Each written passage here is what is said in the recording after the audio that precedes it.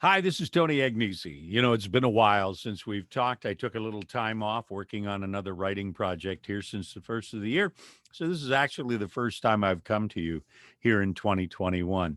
Things are moving along with the vaccine programs and so forth, and more people are getting vaccinated. And soon, hopefully by the third or fourth quarter, we'll be back to some semblance of normal as things will open up and we'll be able to do all the things that we really wanted to do. It's appropriate, though, that we begin again now because we're just a couple of days away from Lent. And, every year, my wife Diane and I spend the better part of March in beautiful Naples, Florida. It's become kind of our second home. It's a wonderful place and a lot of retirees there. A couple of years ago on Ash Wednesday during the homily, the priest mentioned that he had had several calls at the rectory of people inquiring as to how old do you have to be before you don't have to fast anymore. And he replied, well, it's 59 years old, and that includes just about 99% of the congregation today, as the overwhelming majority of people are retirees. Priest went on to give a great homily on what fasting should be about at the end of Mass before the concluding hymn. He said, and he reminded us in attendance that although we don't have to fast, we have to abstain from meat on Ash Wednesday and the Fridays of Lent. He said, now, if you're going to go to the Turtle Club tonight for dinner, don't order that 16-ounce sirloin steak. Everyone got a chuckle out of that. That night, Diane and I just happened to have reservations at the Turtle Club. And as we sat waiting for our waiter to finish taking an order at a nearby table, we couldn't help but overhear the conversation.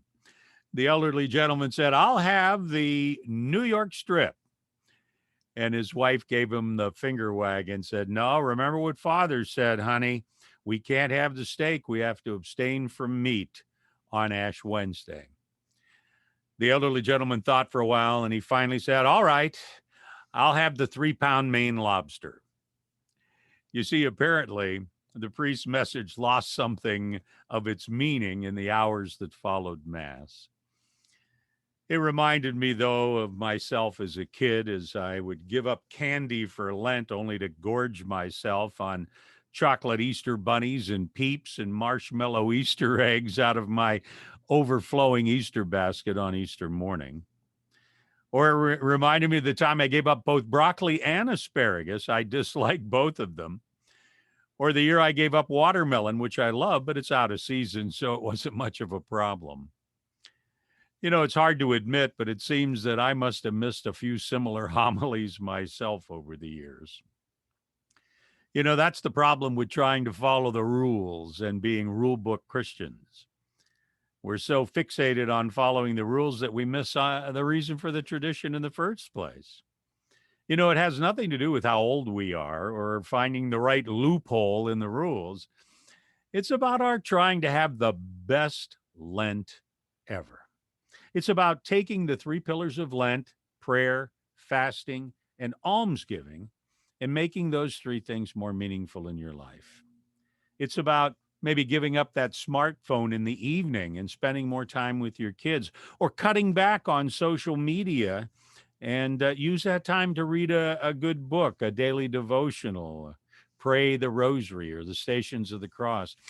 It's about giving up complaining and gossiping and meaningless texting and maybe volunteering your time at a food pantry. It's about giving up that double mocha latte and donating the money to a favorite charity.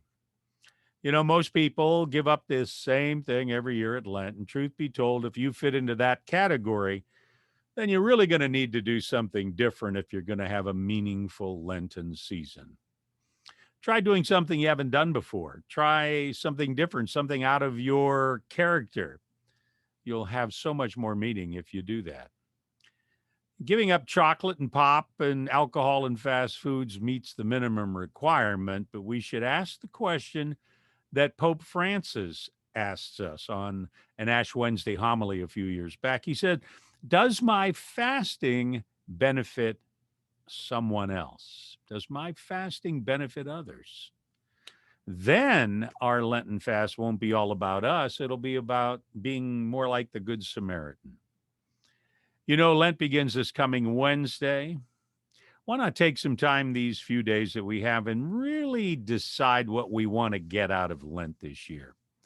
And let's think about our spiritual life and how we can grow to prepare for the best Easter ever. Let's do this together, my friend. I know we can do it. If you enjoy these reflections, we invite you to subscribe or follow us here on Facebook, YouTube, and Instagram. We really appreciate it. And since we're not doing these as frequently as we did, you'll be reminded when we do post a new one so you won't miss one. And if you feel like there's someone that you know that could benefit from some of these reflections, please share them with your friends as well. Have a blessed Lenten season, my friends, and a wonderful Easter. We'll see you again soon. This is Tony Agnesi.